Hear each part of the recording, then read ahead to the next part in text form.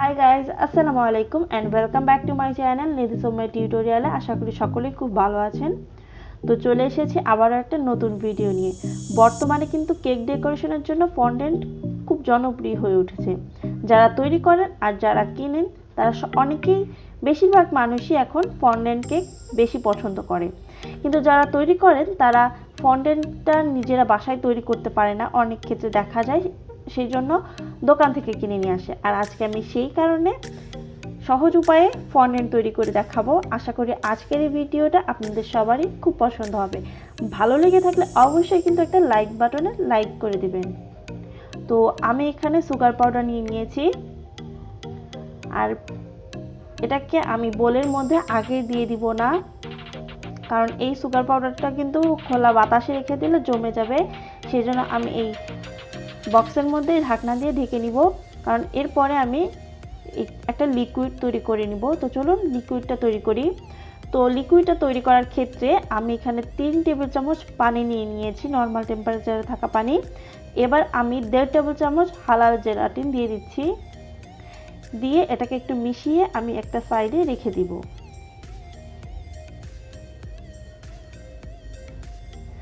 তো এবার যেটা করতে হবে, কর্ন সিরাপ নিয়ে নিতে হবে। আর এর আগের ভিডিওতে কিন্তু আমি আপনাদেরকে কর্ন সিরাপ কীভাবে তৈরি করতে হয় সেটা দেখিয়ে দিয়েছি। তো আমি একটা পাত্রে 3 টেবিল চামচ কর্ন সিরাপ নিয়ে নিচ্ছি। ডেসক্রিপশন বক্সে কিন্তু লিঙ্কটা দেওয়া থাকবে কর্ন সিরাপে, কেউ দেখে না থাকলে দেখে নিতে পারেন। এবার আমি হাফ চামচ ভ্যানিলা এসেন্স আর 2 টেবিল চামচ নর্মাল পানি দিয়ে দিচ্ছি। এবার আমি জেলাটিনের মিশ্রণটা দিয়ে দিচ্ছি। এবার আমি গ্যাসটা ধরিয়ে দিচ্ছি, মাঝারি আছে চুলাটা, গ্যাসটা থাকবে। তো মাঝারি আঁচে আমি প্রায় 6 থেকে 7 মিনিটের মতো এটাকে ঘন করে নিব। বেশি জোরে জাল দিতে যাবেন না, মাঝারি আঁচে এই জিনিসটাকে করে নিতে হবে। তো এরকম যখন উপর থেকে সাদাটে ভাব চলে আসবে আর এরকমের ঘন হয়ে আসবে, তখন এটাকে আমি নামিয়ে নিব। এবার আমি বোলের মধ্যে হাফ কাপ সুগার পাউডার দিয়ে দিচ্ছি, মাঝখান থেকে একটু গর্ত করে নিচ্ছি। আর যে মিশ্রণটা আমি তৈরি করেছি, আমি এখানে 1 টেবিল চামচের মতো ওই মিশ্রণটা দিয়ে এটাকে খুব সাবধানে মিশিয়ে নিচ্ছি, কারণ এটা কিন্তু খুব গরম থাকবে, সেজন্য এই কাজটা খুব সাবধানে করতে হবে। তো আমি আবারও একটু দিয়ে দিচ্ছি, অল্প অল্প করে দিচ্ছি, কারণ পরিমাণটা ভালোভাবে বোঝার জন্য। আমরা রুটি বানানোর জন্য খামিরটা যেইভাবে তৈরি করে নিই, ঠিক সেইভাবে আমি এই জিনিসটাকে মথে নিচ্ছি।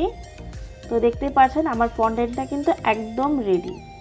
এবার যারা সংরক্ষণ করতে চান, দেখা যাচ্ছে আজকে আপনি ফন্ডেন্টটা তৈরি করে রেখেছেন, কিন্তু এই ফন্ডেন্ট দিয়ে আপনি কাজ করবেন 1 দিন কিংবা 2 দিন পরে।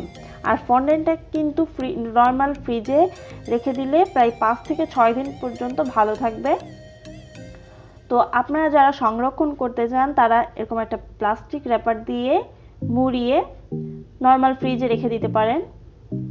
সেই ক্ষেত্রে কিন্তু ফন্ডেন্টটা শক্ত হয়ে যাবে। তারপরে কি কাজ করতে হবে আমি সেটাও দেখিয়ে দিব। আমি বলে দিচ্ছি, কিন্তু এই হোমমেড ফন্ডেন্টটা আপনারা সর্বোচ্চ 5 থেকে 6 দিন পর্যন্ত সংরক্ষণ করতে পারবেন। তার বেশি হয়ে গেলে কিন্তু আস্তে আস্তে নষ্ট হওয়া শুরু করবে, আর এটা না খাওয়াই ভালো। তো আপনারা যখন ফ্রিজ থেকে বের করবেন ফন্ডেন্টটা, তখন কিন্তু একদম শক্ত হয়ে যাবে।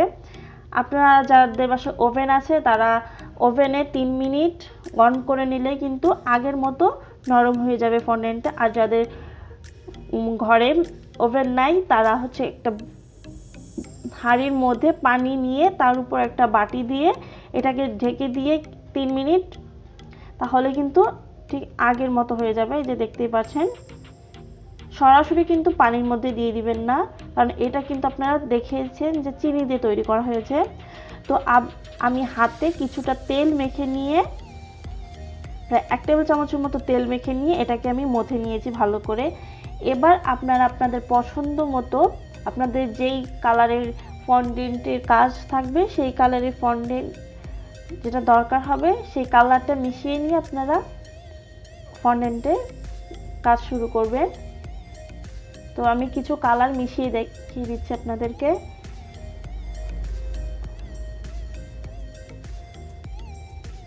আর আজকের এই ভিডিওটা এই পর্যন্তই। আশা করি ভিডিওটা ভালো লেগেছে। ভালো লেগে থাকলে লাইক করবেন, অবশ্যই আমার চ্যানেলটি সাবস্ক্রাইব করবেন। সবাই ভালো থাকবেন।